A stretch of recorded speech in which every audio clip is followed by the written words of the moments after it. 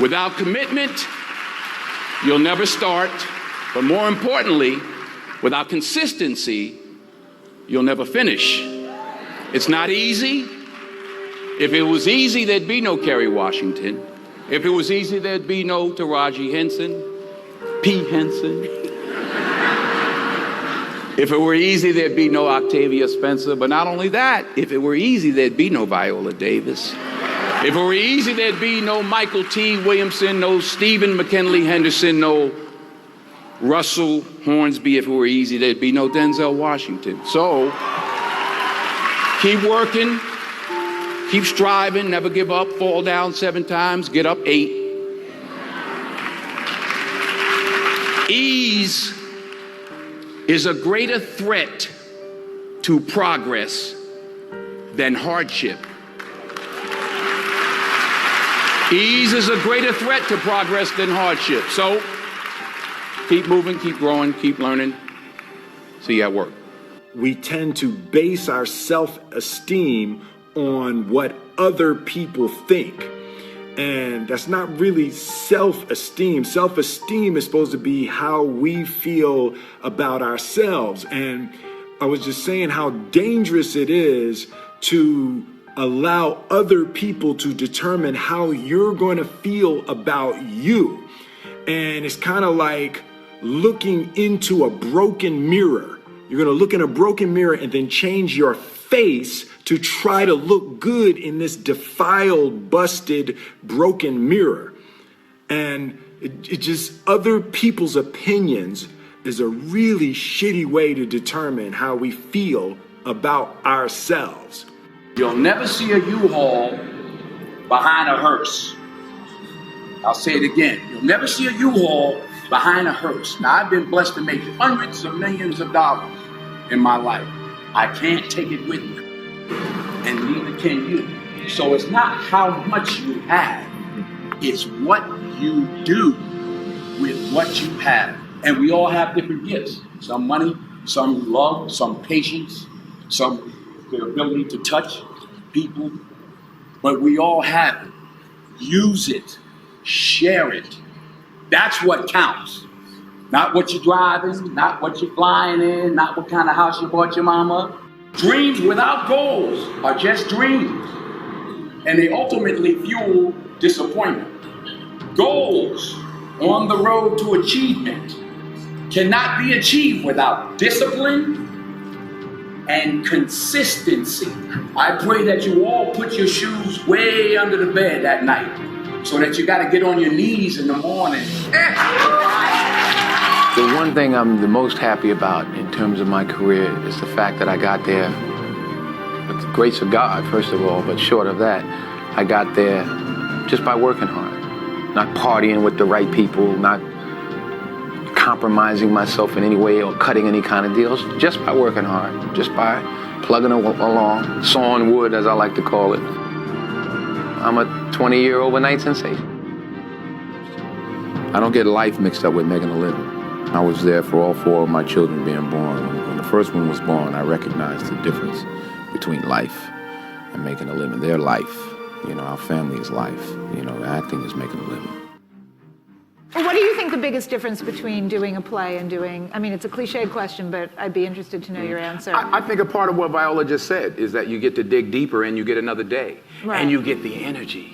Mm-hmm. You do a movie and it's 200 people that are used to it and they don't care and everybody's doing their job and it comes in a theater somewhere and you're picking your nose at home somewhere, clipping your nails. There's no energy. Right. When I was on Broadway 5 years ago with Julius Caesar, I made a decision to sign autographs every night. I don't know what I did. It ain't happening this time, no.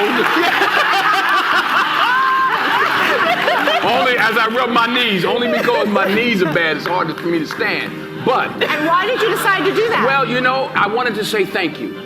It was my way of saying thank you. And the first night, it was like 5,000 people out there. I said, okay, wait a minute. Everybody who has playbills from our show. So, yeah, because it was like people were just wandering up the block. I was like, wait a minute. I forgot I'm on, 42nd Street, Times Square. I was like, wait a minute. But honestly, you were signing for weeks. The energy, and I was out there an hour and a half every night, every show. But the energy you got back, the stories, the 5 little old ladies who just drove in from Detroit. And I'm like, well, what y'all doing tonight? They said, we're getting back in the car, baby. We got to go back tonight. Wow. And, you know, a little 84-year-old lady was like, baby, if I was 3 years younger. Oh, true story. True story. Then we had, and I say this also, because I hope it happens with this play. We had some high schools come. We had one school from somewhere, I forgot where.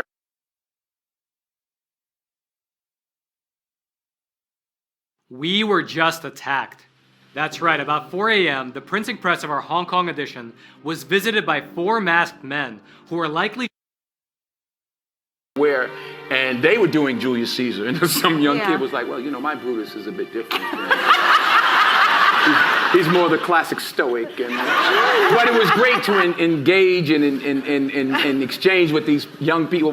There was an energy. I got more from it than I gave to the people that I signed for. That's, you know, you don't get that.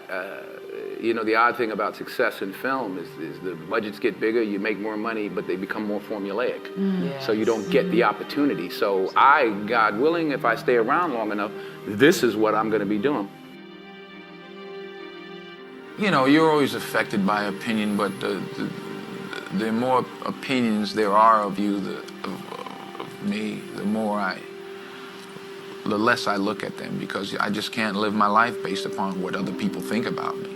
So I can't concern myself too much with what other people think. You know, it's just not healthy.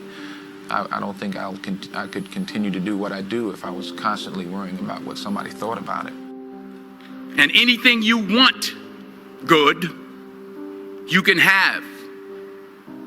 So claim it. Work hard to get it.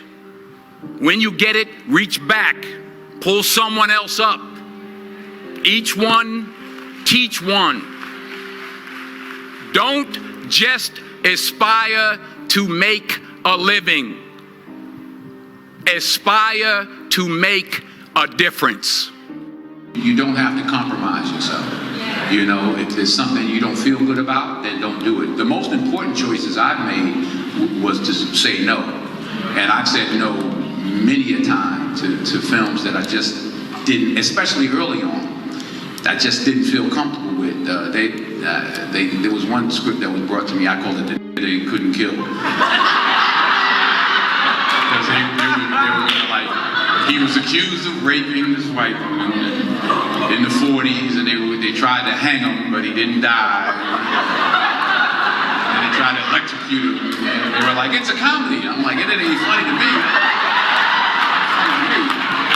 So I actually called Sidney Poitier, who I was fortunate at that time to be able to call. And I said, you know, this movie, I'm sick. And they offered me $600,000 to play the They Couldn't Kill. That's what I called it. I wasn't there.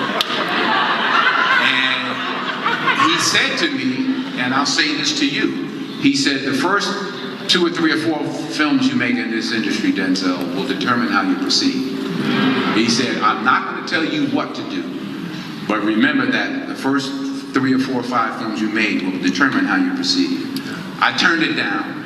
I turned the money down. I needed the money. I turned it down. 6 months later, I got Cry of Freedom. So stick to your guns. If you don't feel like you should do it, then don't do it.